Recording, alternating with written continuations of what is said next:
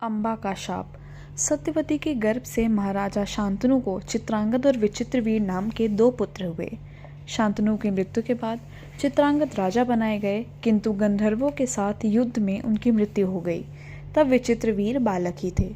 फिर भी भीष्म विचित्रवीर को सिंहासन पर बैठा खुद राजकार्य देखने लगे। विचित्रवीर के युवा होने पर भीष्म ने बलपूर्वक काशीराज की 3 पुत्रियों का हरण कर लिया और वे उसका विवाह विचित्रवीर से कराना चाहते थे, क्योंकि भीष्म चाहते थे कि किसी भी तरह अपने पिता शांतनु का कुल बढ़े।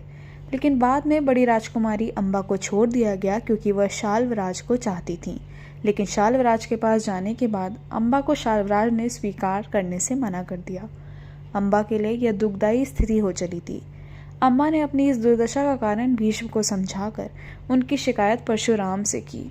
परशुराम जी ने अन्याय के खिलाफ लड़ने की ठानी।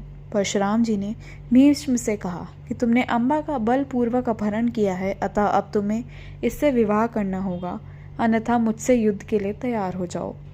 भीष्म और परशुराम जी का 21 दिनों तक भयंकर युद्ध हुआ। अंत में ऋषियों ने परशुराम को सारी व्यथा कथा और ब्रह्मचर्य के प्रण की बात सुनाई और भीष्म की स्थिति से भी उनको अवगत कराया। तब कहीं परशुराम जी ने युद्ध विराम किया।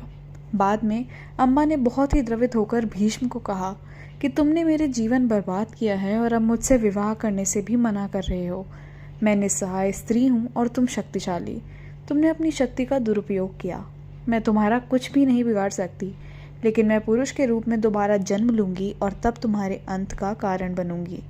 गौरतलब है कि यही अम्बा प्राण त्याग कर शिखंडी के रूप में जन्म लेती हैं और भीष्म की मृत्यु का कारण बनती हैं।